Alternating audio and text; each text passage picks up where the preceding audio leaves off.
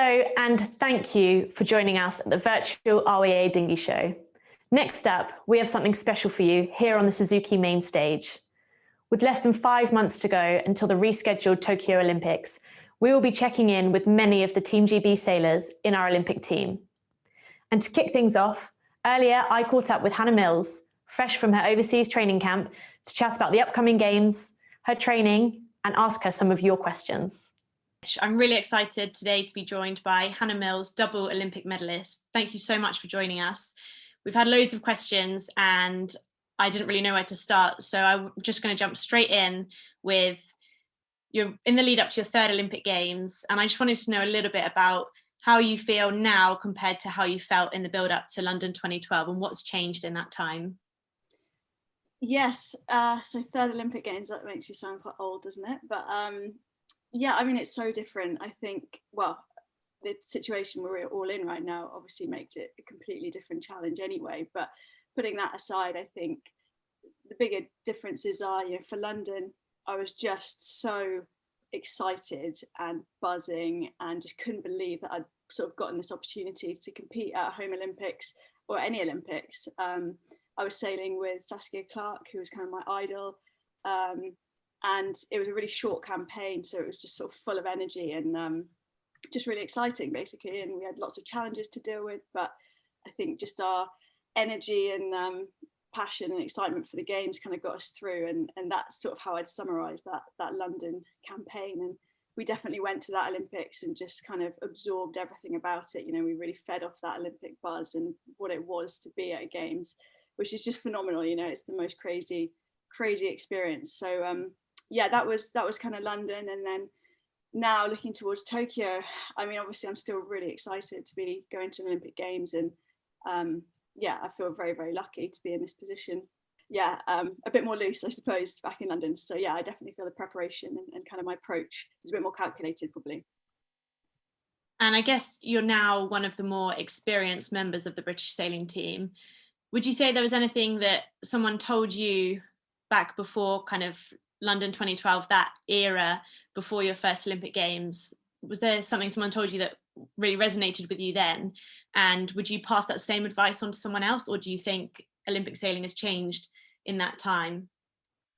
Yeah, that's a good question. I think there's so many things sort of said, and I was really lucky in London to be on a team with people like Ben Ainsley and Ian Percy and Andrew Simpson and Paul Goodison, and the list goes on. It's kind of an incredible team to be a part of, and yeah, they were all unbelievably helpful. And for me, definitely a couple of things stuck, but one of them was Ian Percy definitely saying sort of how world championship medals are amazing, and you're world champion for a year, but becoming an Olympic champion, you're an Olympic champion for life, kind of thing. And that definitely kind of in the build up to 2012 really sat with me, and I guess added pressure to how much it meant. But I've always been quite good at sort of using that pressure and putting it in a positive way into my performance. So for me, actually, that was quite helpful. It just just raised the sort of expectation and sort of pedigree of what I was trying to do even more.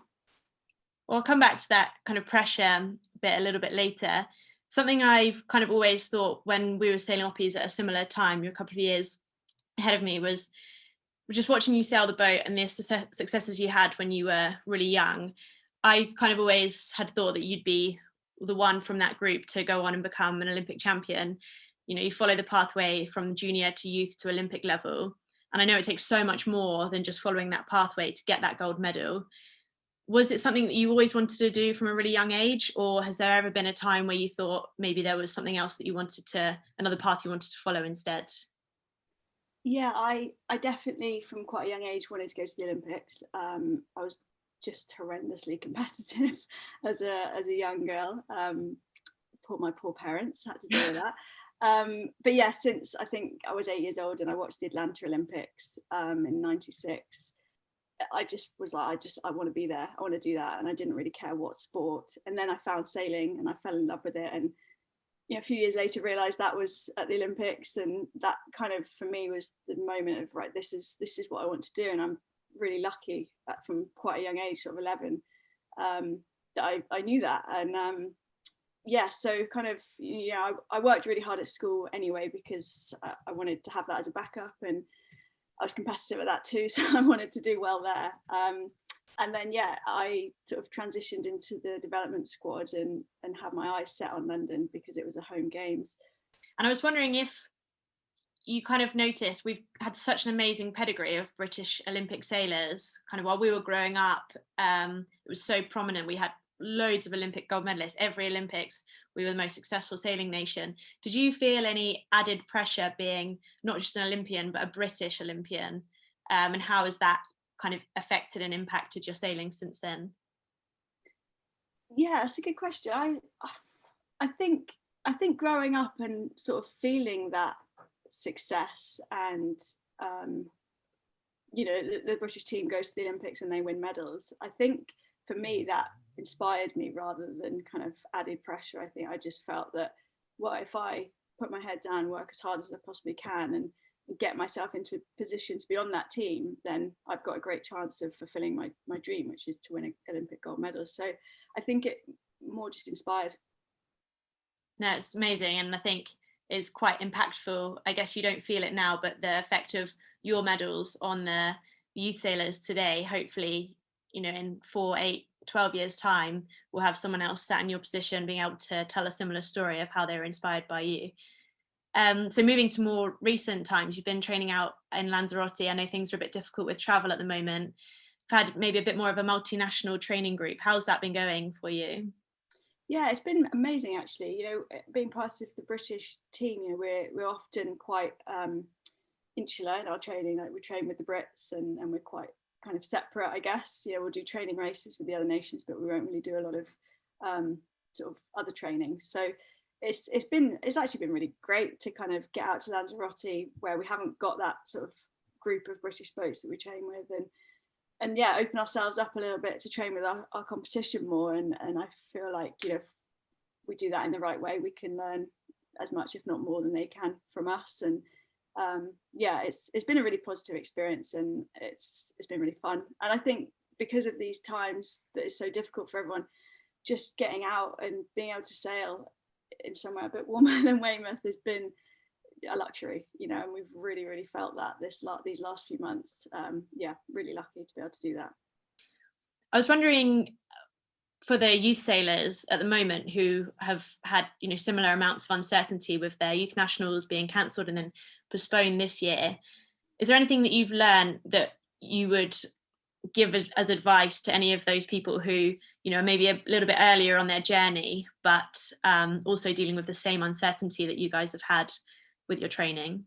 Yeah, I think firstly I'd just say well done to everyone for getting so far through this. It's been an unbelievably hard time, and I think particularly in that sort of youth stage of your career, it's a really challenging time, sailing wise, just the limited access and now the cold weather and things. And so yeah, firstly well done. But I think for me, when we couldn't train back in lockdown, I know that was the first lockdown, that was only 3 months, but it was more just, okay, well, what can we do? Just keep on our trajectory and our journey, and if it's not on the water, then we can do a whole heap of reading or listening to podcasts. I know Shelley Robertson's podcast is brilliant, and I've learned so much from listening to all the people she's interviewed there, getting all the fitness sort of boxed off so that when you do go back sailing, you're not going to get injured, which has been a big one for me, being a little bit older. But yeah, there's always gains you can make. And so I think just keep setting short-term goals that you can achieve, and keep yourself motivated, and make the most of it when you can get back out on the water, which hopefully isn't too long. I was wondering, do you have any strategies that you employ to cope with pressure that could be useful to people, maybe either in a sailing context or just dealing with everything that's going on at the moment? Do you have a specific strategy that you use for that?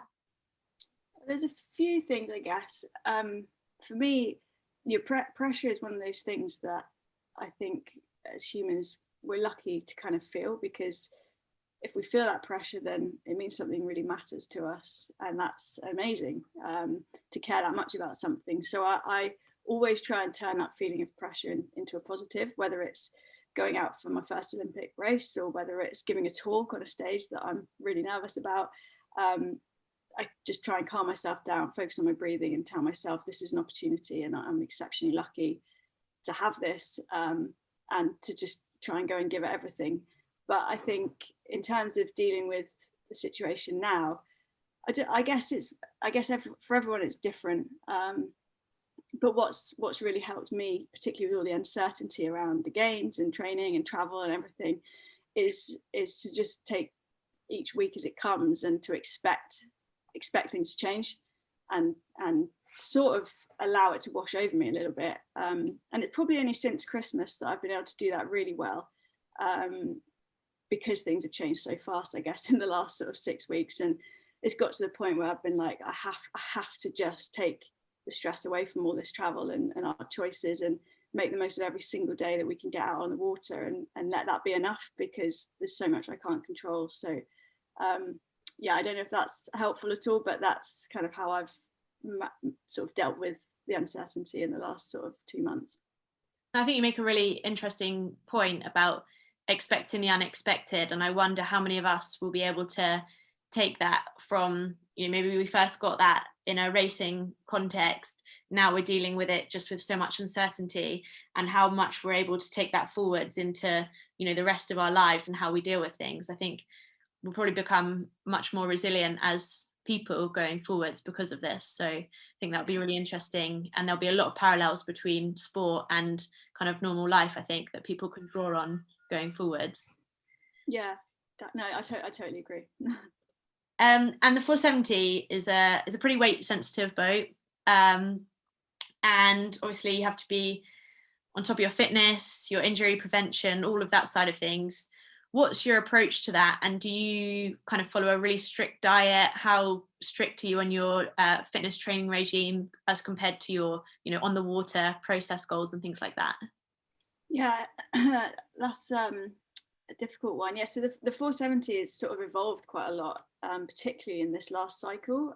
We've got kind of unlimited pumping above 8 knots of wind, which we've had actually for a long time, but this last 4 years, everything's really stepped up with that in terms of how people have adapted to get the most from the boat, and that's involved a lot more physical input from us as athletes, sort of rocking the boat and all sorts. So the physical side of our training has massively stepped up this last 4 years.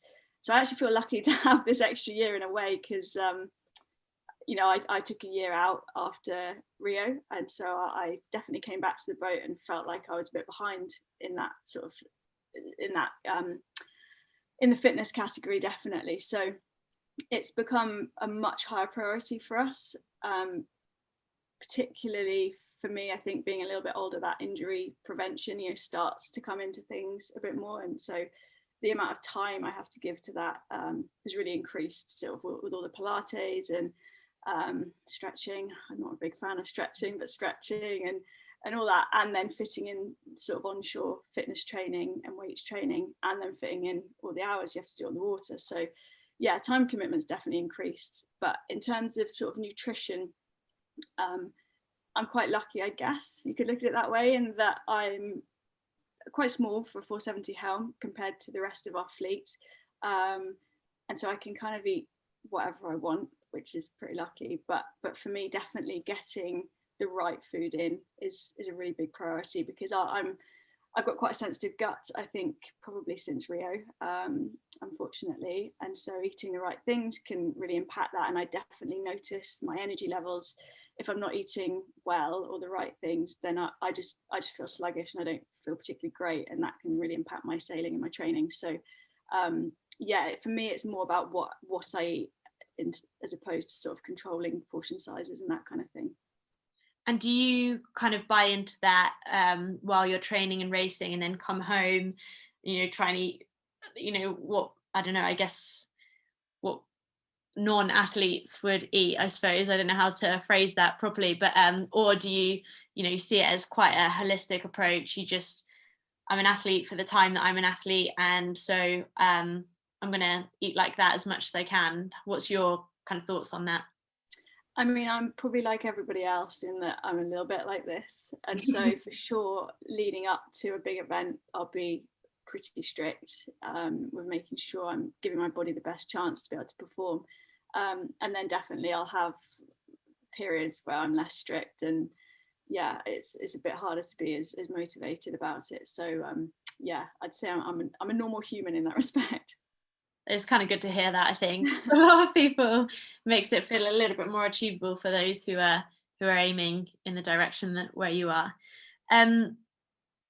Going back to the Olympics, talk about dealing with pressure and things like that. And from your first Olympics to where you are now, there's all kinds of distractions. There's opening ceremonies, there's medal ceremonies, there's the whole kind of Olympic circus that goes on. How do you keep yourself focused in that environment, given that it's so different to, you know, your world championships that you go to every year? Well, my approach to the games is that it is such a unique thing to be a part of, and such a special thing to be a part of, that, you know, I don't go to the games trying to recreate the environment we get at World Championships or a different sort of World Cup event, because it's not, you know, it is just totally different. There is all these distractions, but I don't necessarily see them as distractions. I see them as opportunities and experiences that you can put into your performance. And so, you know, if possible, with when our start date is, you know, if we can go to the opening ceremony, we did in London, we were really lucky to be able to do that. In Rio, we actually chose not to for different reasons. In Tokyo, who knows what's going to happen? I think probably not, with everything that's going on. But yeah, it's sort of embracing, I think is the word I'd use, embracing the Olympics and what it is, but also being strict with yourself of when is your start date? You know, when does your competition start? Because the Olympics is 2 weeks, and both Olympics I've been to and this third Olympics, we're the last to start in terms of the sailing. So I think we don't start until sort of Thursday of the first week.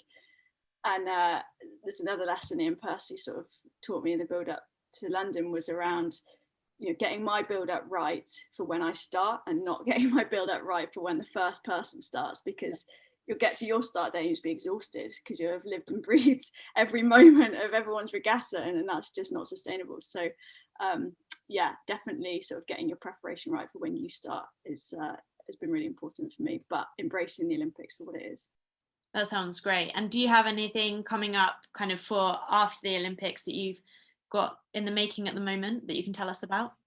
Right now, I'm really working with a sort of core group of athletes that are part of the Big Plastic Pledge, and we're sort of just figuring out what we as athletes can do together, or in slightly smaller groups or whatever, to have a big impact in the world of sport and plastics and beyond sport, hopefully. And so we're putting together a bit of a toolkit for those athletes to use and talk about on social media and that kind of thing. And hopefully going to start a few webinars where we can learn about different topics related to sustainability, but also related to being an athlete in the sustainability sector and all that kind of stuff. So my focus right now is mostly on sort of the athlete side of things, and that's actually why I started it, was to sort of give athletes a platform and a voice to speak about sustainability. So it's been nice to kind of come back to the reason I started it and to try and push that forward between now and Tokyo. But beyond Tokyo, I'm actually a bit unclear. I don't know what beyond Tokyo looks like. I'm almost certainly going to retire, so from Olympic sailing, not in general, unfortunately. But yeah, I'm really keen to sort of move into the sustainability part of life, and yeah, just see where I fit. It's such an unknown thing, sort of stopping Olympic sailing, and yeah, I do feel lucky though that I have something I'm, you know, equally as passionate about, and so yeah, hopefully I can figure out where I fit in that world. Yeah, I think it's really nice to see an athlete kind of being an ambassador for something bigger than the sport that they're involved in. We see plenty of people endorsing products, which is great, but I think it's really special to see someone using their profile to do something good and something that's bigger than just the sport that we're involved in. So I think that's really great to see from the outside. So I'll be following that with interest for sure. And just to finish off, I have a little quick fire round for you. So a couple of questions. First thing that comes into your head. Favorite boat other than a 470? AC-75. Nice. Best sailor in the world right now? Ben Ainsley. Most important kit you take on the water apart from your boat? Water. Favourite venue for racing? Oh, Rio de Janeiro. Interesting. First thing you do when you get off the water? Eat and spray myself with fresh water. And have you ever come last in a race? Yeah, of course. Many times. Good to know, good to know. Hannah, thank you so much for joining us. That's been really insightful, really interesting, and best of luck for the training and for the upcoming Olympics. Thank you. Thanks, Anne. Nice to speak to you. A massive thank you to Hannah for her wonderful insight and interesting answers to your questions, and you'll no doubt join me in wishing her and Ailey the very best for Tokyo this summer. We have so much coming up on both stages over the whole weekend. But next up, you can head over to the Knowledge Zone to hear from 3 of our top ILCA sailors who are giving their top tips on getting the racing edge. Also, coming up on the Suzuki main stage at 1 p.m. is the prestigious REA and Yachts and Yachting Club of the Year Award supported by Gallagher. So be sure to find out who from the 10 finalists will be crowned Club of the Year 2021.